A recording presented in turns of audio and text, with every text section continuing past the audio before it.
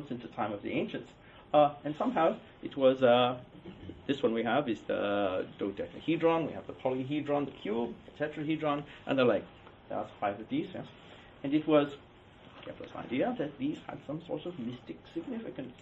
As you will hear, he will go on and on about them ad nauseum. It is a fact.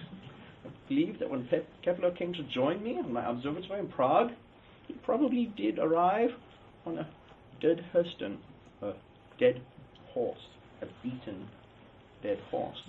And you will soon hear why. A dead horse might have been better company than Tycho's coterie of sycophants. True, many were talented, but sycophants nonetheless. True, they are insufferable. Between the dancing, the raucous music, and the wine. It was no wonder they couldn't reconcile Mars's difficult orbit. Their timid compromise of a planetary system. One evening, his pet moose became so drunk it fell down the stairs to its death. Perhaps, you would have had better luck consulting your fortune-telling dwarf, which is ever present at his many revelries. Very interesting man. It is not a wonder that someone took a sword to your nose, probably to end your infernal jocularity. Excuse us. As you can see, we have been disputatious in our relationships at times, but perhaps in the harmony of the worlds, as you have described the universe, we shall try to have a more harmonious discourse for the rest of the evening. Yes. Well, disagreements. But nonetheless, both Johannes and I can agree that we were students of astronomy. We were both smitten by Urania. We had studied the scientific enterprises of the ancients. We knew of the work of Aristarchus. We knew of the work of Copernicus. We knew of the work of Ptolemy, Eudoxus. I'm sure all these astronomers who are familiar to people who are familiar with astronomy. And it was as we studied these gentlemen and their work that, and again, gentlemen, I was surprised to find that there are female astronomers now, so this is something we will have to discuss later in the evening. But we found that as we studied the work of scientists of the past, that there were sometimes mistakes, accidents, inconvenient observations that if one were to yield to authority, which one can never do if one is a true scientist, authority must always yield to observed truth. I think we can agree with that. Even Kepler and I can agree to this despite our disputes. We know that if you accept the truth, you cannot sweep these inconvenient discoveries under the carpet. No, perhaps if you are ensconced in the halls of academia and if someone asks a troublesome question, you could say, this is of no concern of yours, and we sweep these things under the carpet.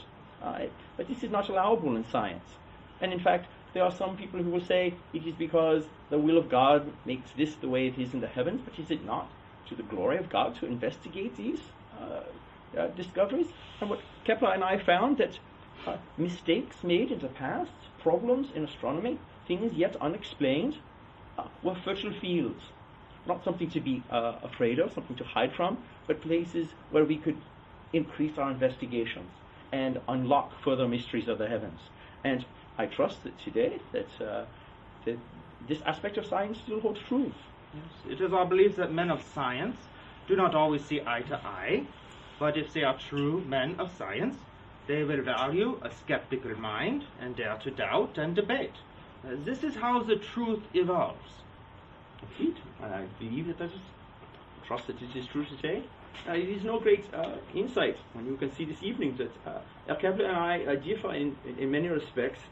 Nonetheless, I mentioned I invited him to come with me to Prague after I was unceremoniously dismissed from my homeland in Denmark. That is another long and unfortunate story.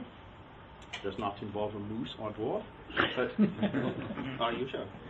In fact, it involves true love.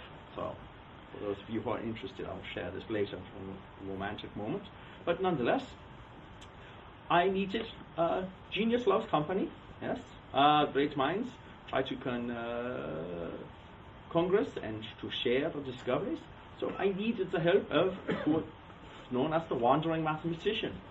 So despite our disputes, it was essential that I could have his help in ascertaining the true nature of the cosmology, because this could indeed be our common cause, despite our differences. Alas, we differ on cosmologies as well, as you might suspect. For I am an acolyte of the Copernican system, which places the sun at the center of all of our heavenly bodies. And Tycho here is a geocentrist. But rather than having us duel, perhaps we can settle this matter with the collective intellect of this body that is gathered here, this body of natural philosophers, I presume.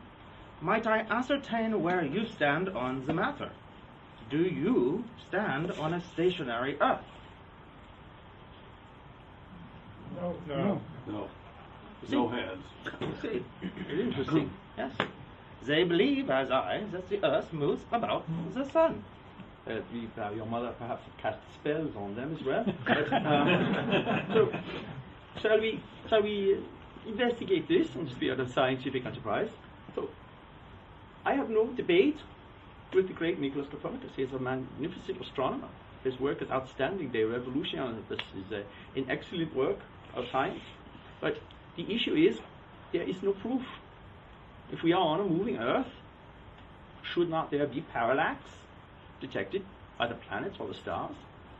And despite all of my efforts, with all of my very fine instruments that are unparalleled in their exquisite precision, I have not been able to find any shift in parallax that would be accountable to the motion of the Earth. So, for this, I cannot agree with Copernicus.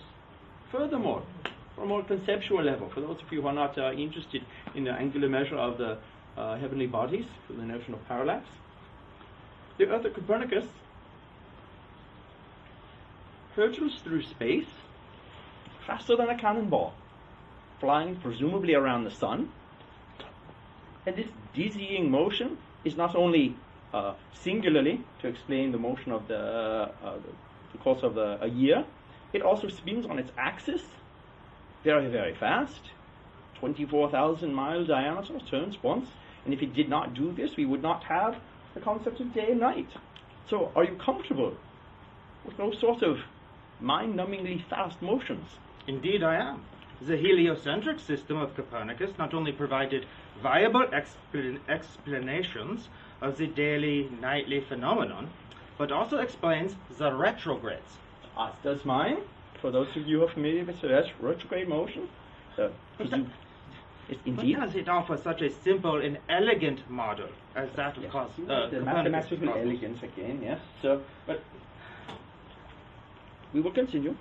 So, if Mr. Copernicus is correct and Herr Kepler is correct, how might you explain, if the Earth is spinning, why aren't birds, when they alight from their nests to fly off on their appointed daily journeys of whatever birds were meant to do, why do not they return to find that their tree and their nest has left them behind as it rotates away at 1,000 miles per hour?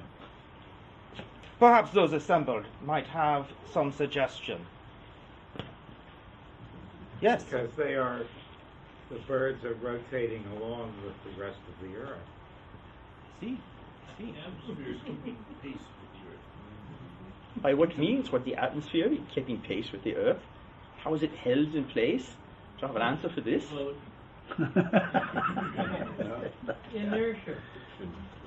Inertia. Gravity. These ideas. These are interesting terms that I am not aware of, but may are willing to be elucidated. Is this concept of inertia? Yes?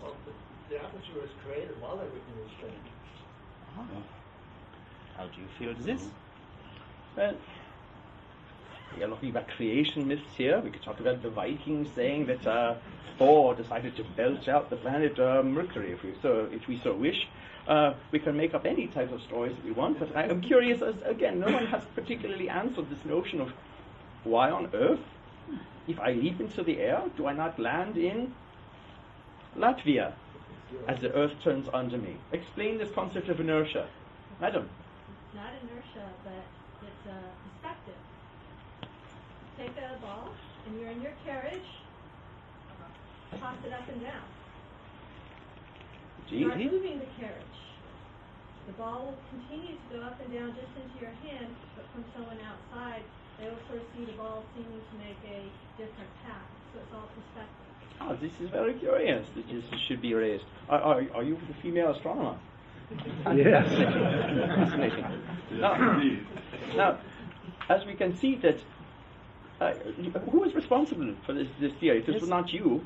No, I have corresponded, however, with this upstart mathematician in Italy. His name, Galileo Galilei. Is this similar to some of the correspondence he has had with me and some of his publications? Your argument, I find similarities, yes?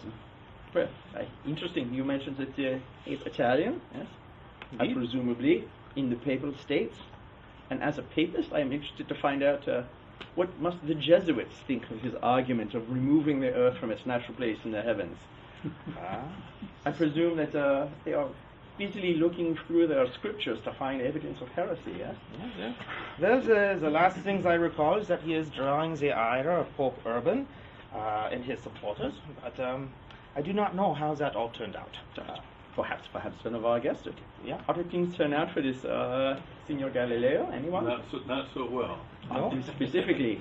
He ended up under house arrest I see. for the latter So, part of his life. the For Jesuits. because his ideas are incorrect? Oh, because they were correct. Ah. He was a Copernican. Because they were unorthodox. And why would this man be persecuted? The Jesuits aren't fond of compromise. No, yes, and